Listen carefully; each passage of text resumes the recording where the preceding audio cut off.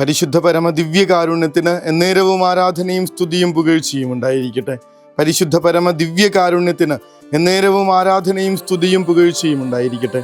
പരിശുദ്ധ പരമ ദിവ്യകാരുണ്യത്തിന് എന്നേരവും ആരാധനയും സ്തുതിയും പുകഴ്ചയും ഉണ്ടായിരിക്കട്ടെ. എന്നെ ശക്തിപ്പെടുത്തുന്നതിലൂടെ എനിക്കെല്ലാം ചെയ്യാൻ സാധിക്കും.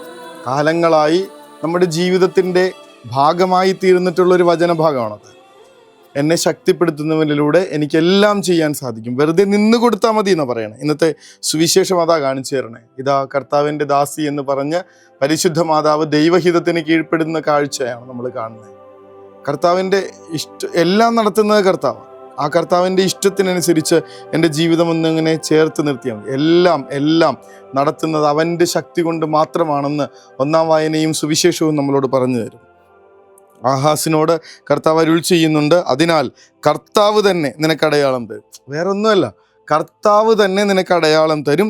യുവതി ഗർഭം ധരിച്ചൊരു പുത്രനെ പ്രസവിക്കും, അവൻ ഇമ്മാനുവേൽ എന്ന് വിളിക്കപ്പെടും. കർത്താവ് തരുന്ന അടയാളത്തെക്കുറിച്ച്, കർത്താവ് തന്നെ ഒരു അടയാളം തരും. ആ ദൈവം, ആ പിറക്കുന്ന ശിശു ദൈവം നമ്മോട് കൂടെ എന്നർത്ഥമുള്ള ഇമ്മാനുവേൽ എന്ന് വിളിക്കപ്പെടും. സുവിശേഷത്തിലേക്ക് വരുമ്പോൾ നമ്മൾ കാണുന്നുണ്ട്, പരിശുദ്ധാത്മാവ് വരും, അത്യുന്നതൻ്റെ ശക്തി നിന്റെ മേൽ ആവസിക്കും, നിന്നിൽ നിന്ന് പിറക്കുന്നവൻ ദൈവപുത്രൻ എന്ന് വിളിക്കപ്പെടും. പരിശുദ്ധാത്മാവ് വന്നു കഴിയുമ്പോൾ നീ ശക്തി പ്രാപിക്കുന്ന പറയണേ. ഇത് നിന്റെ ശക്തി കൊണ്ടല്ല, നിന്റെ മെറിറ്റ് കൊണ്ടല്ല, നേരെ മറിച്ച് പരിശുദ്ധാത്മാവ് വരുമ്പോൾ, അത്യുന്നതൻ്റെ ശക്തി ആവസിച്ച് കഴിയുമ്പോൾ അപ്പോഴും ഉള്ള ചോദ്യം ഇതാണ്, ഇതെങ്ങനെ സംഭവിക്കും? അപ്പോൾ മറിയത്തോട് ദൂതൻ പറയുന്ന കാര്യവും ഒന്ന് ആലോചിക്കണം. ദൈവത്തിനെല്ലാം സാധ്യമാണ്. ദൈവശക്തിയെ ഇങ്ങനെ പരിപൂർണമായ നമ്മുടെ ജീവിതത്തിലേക്ക് ഉൾക്കൊള്ളാനായി ആ പരമശക്തിയുടെ മുൻപിൽ ജീവിതം ഇങ്ങനെ അടിയറ വയ്ക്കാനായിട്ട് വചനം നമ്മളെ ഓർമ്മപ്പെടുത്തുന്ന കാര്യങ്ങളാണ്.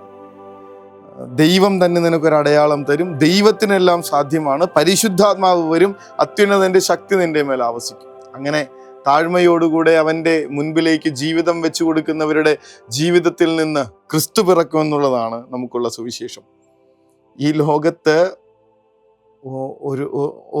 ഒരു മനുഷ്യനും സാധിക്കാത്ത വിധത്തിൽ വലിയ കൃപ കൊണ്ട് നമ്മൾ നിറയും. ഒരു മനുഷ്യനും തരാൻ പറ്റാത്ത വിധത്തിൽ വലിയ അനുഗ്രഹങ്ങൾ കൊണ്ട് നിറയും.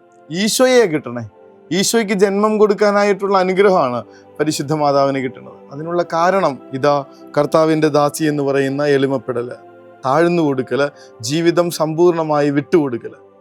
ഈ ദിവസം നമ്മളെ ഓർമ്മപ്പെടുത്തുന്ന കാര്യം അത് തന്നെയാണ്. ആ ഒരു ദൈവിക ശക്തിക്ക് മുൻപിൽ ജീവിതം മുഴുവനൊന്ന് അടിയറ വെച്ച് നോക്ക്.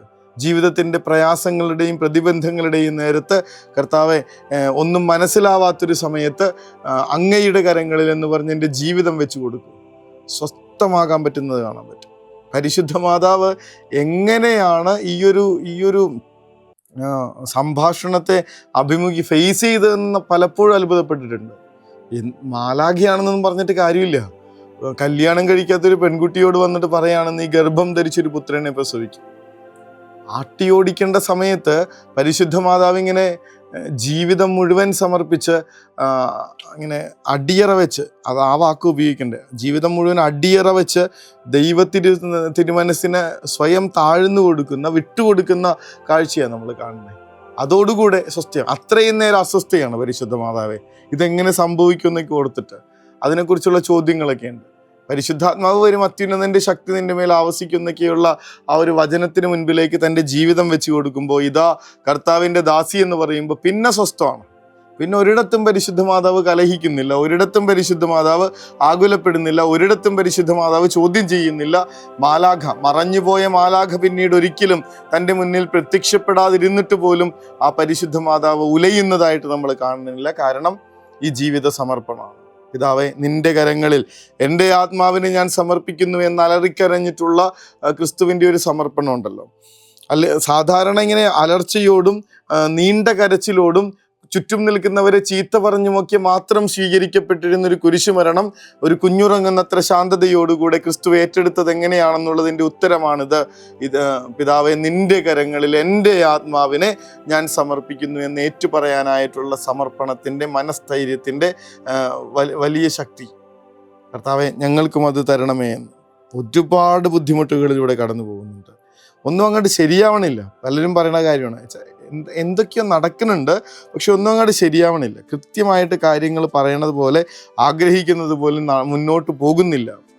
സമയത്തൊക്കെ നിരാശപ്പെട്ടു പോകാതെ, പ്രയാസപ്പെട്ടിരിക്കാതെ ജീവിതം കർത്താവിങ്കിലേക്കൊന്ന് ഏൽപ്പിച്ചു കൊടുത്തു നോക്കുക. തീർച്ചയായും ഇങ്ങനെ അത്ഭുതങ്ങൾ നിറയുന്നത് കാണാൻ പറ്റും. നമ്മളുടെ ജീവിതത്തിന് ഒരുപാട് അനുഗ്രഹങ്ങൾ കൊണ്ട് നിറയുന്നത് കാണാൻ പറ്റും. ഏറ്റവും പ്രധാനമായിട്ട് ക്രിസ്തുവിനെ കിട്ടും. നമുക്ക് ഈശോയെ കൊണ്ട് നിറഞ്ഞ ജീവിതമായിട്ട് ഇങ്ങനെ മുന്നോട്ട് നടക്കാനായിട്ട് പറ്റും. ഒന്നിനെക്കുറിച്ചും ആകുലതകളും ഉത്കണ്ഠകളും ഇല്ലാതെ ജീവിക്കാൻ പറ്റും. അതിനുള്ള കാരണം യെശയ്യാ പ്രവാചകന്റെ പുസ്തകത്തിൽ നമ്മൾ വായിക്കുന്നുണ്ട്. തന്നിൽ ഹൃദയമുറപ്പിച്ചിരിക്കുന്നവനെ അവിടുന്ന് സമാധാനത്തിൻ്റെ തികവിൽ സംരക്ഷിക്കുന്നു. തന്നിൽ ഹൃദയമുറപ്പിച്ചിരിക്കുന്നവനെ, ഈ ഒരു ഉറപ്പിക്കലാണ്, ഈ ഒരു സമർപ്പണമാണ് സ്വർഗം നമ്മളോട് ആവശ്യപ്പെടുന്നത്. കർത്താവേ, പരിപൂർണമായി ജീവിതം സമർപ്പിച്ച് സ്വസ്ഥതയോടും സമാധാനത്തോടും കൂടെ ഉള്ളിൽ ക്രിസ്തുവിനെ വഹിക്കുന്നവരുടെ വെട്ടത്തോടുകൂടെ പ്രത്യാശയോടുകൂടെ ജീവിക്കാനുള്ള കൃപ തരണമേ എന്ന അപേക്ഷയോടും നമുക്ക് മുട്ടിന്മേലായിരിക്കാം. കർത്താവിൻ്റെ ആശീർവാദം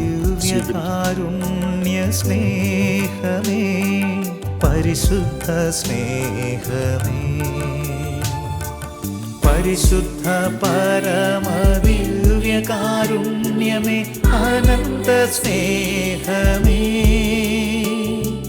പരിശുദ്ധ പരമദിവ്യകാരുണ്യമേ, അനന്ത സ്നേഹമേ.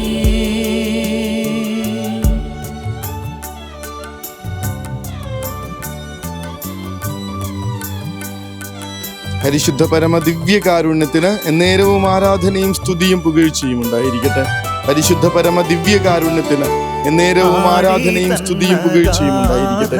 പരിശുദ്ധ പരമ ദിവ്യകാരുണ്യത്തിന് എന്നേരവും ആരാധനയും സ്തുതിയും പുകഴ്ചയും ഉണ്ടായിരിക്കട്ടെ. പരിശുദ്ധാത്മാവ് നിന്റെ മേൽ വരും, അത്യുന്നതന്റെ ശക്തി നിന്റെ മേൽ ആവസിക്കും. ആകയാൽ ജനിക്കാൻ പോകുന്ന ശിശു പരിശുദ്ധൻ, ദൈവപുത്രൻ എന്ന് വിളിക്കപ്പെടും. ഈ ഒരു ആത്മാഭിഷേകത്തിന് വേണ്ടി പ്രാർത്ഥിച്ചു തുടങ്ങണം. അതില്ലാതെ ക്രിസ്തു നമ്മുടെ ഉള്ളിൽ പിറക്കില്ല. ക്രിസ്തുവിനെ നമ്മുടെ ജീവിതത്തിൽ സ്ഥാനമുണ്ടാവില്ല. പരിശുദ്ധാത്മാവ് വരും, അത്യുന്നതൻ്റെ ശക്തി, കർത്താവെ, അവിടുത്തെ സ്വീകരിക്കാനായിട്ടുള്ള സ്വർഗത്തിൻ്റെ മഹാശക്തിയായ അവിടുത്തെ ആത്മാവ് ഞങ്ങളുടെ മേൽ നിറയട്ടെ എന്ന വലിയ പ്രാർത്ഥനയോടെ ഉറക്കത്തിലേക്ക് പോകാം. ഈശോ അനുഗ്രഹിക്കട്ടെ. കരുണതൻ കയർ പിടിച്ച് നയിച്ചിടും സ്നേഹമേ, ദിവ്യകാരുണ്യ സ്നേഹമേ, പരിശുദ്ധ സ്നേഹമേ, പരിശുദ്ധ പരമദിവ്യകാരുണ്യമേ, അനന്ത സ്നേഹമേ, പരിശുദ്ധ പരമദിവ്യകാരുണ്യമേ, അനന്ത സ്നേഹമേ.